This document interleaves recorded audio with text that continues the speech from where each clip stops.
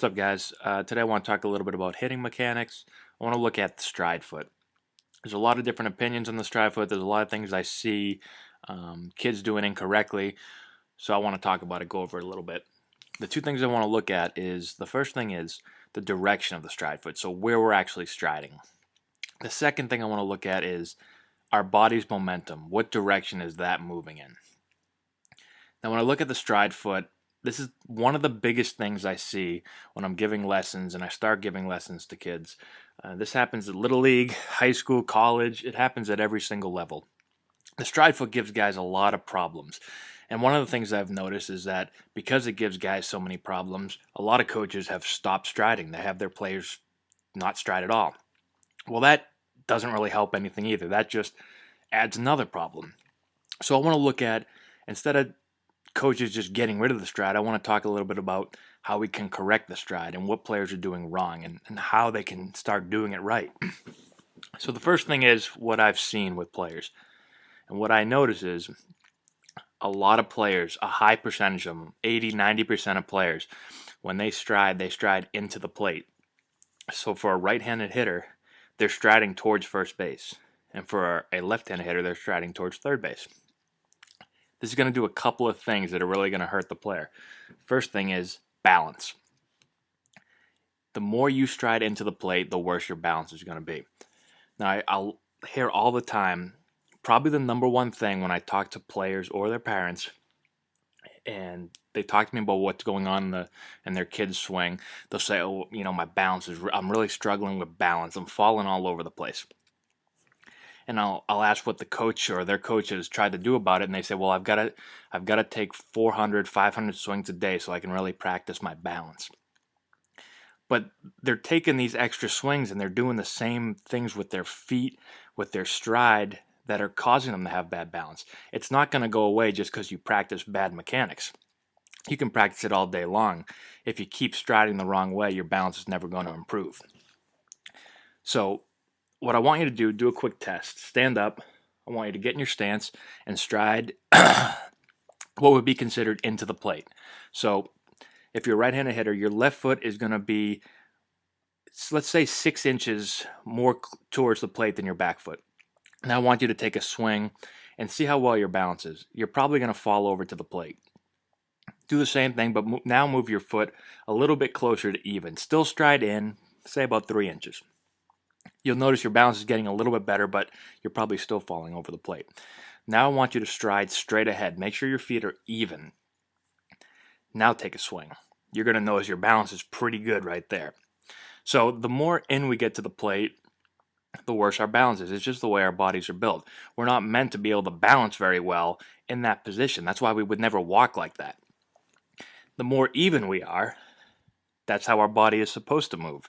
With an even stride foot, that gives us better balance. And you'll even notice if you stride a little open, maybe an inch or so, your balance is going to improve a little bit more. So bottom line is, for balance purposes alone, we can't be striding so far into the plate. Now, there's more than just balance issues when it comes to striding in or diving into the plate. The second thing is, typically when you stride in to the plate, your momentum is going to follow that stride foot. So for a right-handed hitter, if you're striding towards first base, your body's momentum is going to be moving towards first base. And the same thing for left-handed hitters. It's going to be moving towards third base. Now, if we stop talking about baseball for a minute and go to any other sport, think about a quarterback. If you're looking at the stride foot, you would always stride to your target, whoever you're throwing to. You would never stride in so that you're throwing back across your body. That would just make it more difficult. If we're talking about boxing, you would stride at the player or person that you're trying to punch. You would never stride across your body and then try to punch back towards it. Your balance would be off, you'd fall, you wouldn't transfer your weight as well, you wouldn't get as much force behind the punch. If you're a pitcher, you're taught to stride and make sure your momentum is moving towards the plate.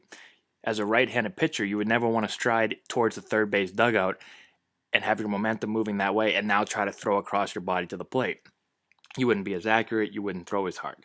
You can go at any other sport, look at all the sports and the actions they do if there's a stride involved. And you're always taught to get your momentum going towards the target. Yet in baseball, a lot of times players don't even realize where they're striding. They don't think about where their momentum is moving. And when things aren't working the way they should be, they look at other things. They look at the hands or whatever it might be. But nobody starts at the very basics, where your feet are. That's something that's really easy to control, where you're putting your feet, where your stride foot is going. That's easy to check, but we don't do it. So that's one of the big things I'm trying to get through to players, is that it's really important, the direction of the stride and the direction of your momentum, your body's momentum. Where is it moving? So what I recommend is, when you're taking your stride foot, you want to move towards the pitcher. And when it lands, you should be even. Now, if you look at major league players, some guys are even, some guys are, an inch open, and some guys are an inch at the most closed. But you will never see any more than that. When I watch Little League, high school, and college players, a lot of guys will land 5 inches, 6 inches, 7 inches. Some guys will land a foot closed. We want to get it as close to even as we can, right in that area. And the more even you get it, the better your balance is going to be. Now, with regards to momentum, when we're moving our bodies as we're striding, a good way to think about it is, if you're a right-handed hitter, you want to take your left hip, think about the pocket on your left hip. You want to move that towards the pitcher. We don't want to dive over the plate, or if we're a right-handed hitter, we don't want to dive towards first base. We want to always be thinking, moving it towards the pitcher. It's very difficult to stride as a right-handed hitter towards first base, and now when we need to go into rotation, we need to stop that momentum from traveling that way and get it rotating. It makes it really, really tough. We're not going to be able to transfer our weight as well. We're not going to be able to rotate as well. We're not going to have a whole lot of power, a whole lot of bat speed. That's all going to be hurt by simply the way that we're moving our bodies, where our momentum is going. So all I want you guys to think is, stride foot goes towards the pitcher, lands square, back pocket for a right-hander. We're talking about your left back pocket. For a left-hander, we're talking about your right back pocket. You want to think about moving that towards the pitcher and really be conscious of where that's moving. One of the biggest things I want you to do is videotape yourself, because a lot of times I'll tell players to stride even or take that back pocket towards the pitcher, and they'll do it and think they're doing it, yet they're still striding 6 inches closed. Because once you get into a bad habit, that's what's going to feel natural. You're not even going to realize that you're doing it. So it's really important to get a video camera on you.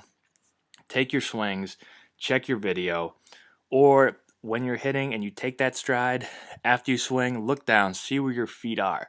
Make sure we're checking this stuff and we're not just taking swings for the purpose of taking swings. Because I'm telling you, if you stride in and your momentum moves in, it's going to be really, really tough to get to inside pitches. It's going to be tough to get to any pitch with bat speed that you want to produce. Everything is going to be hurt simply by where your feet's going and where your momentum is going. So check those two things.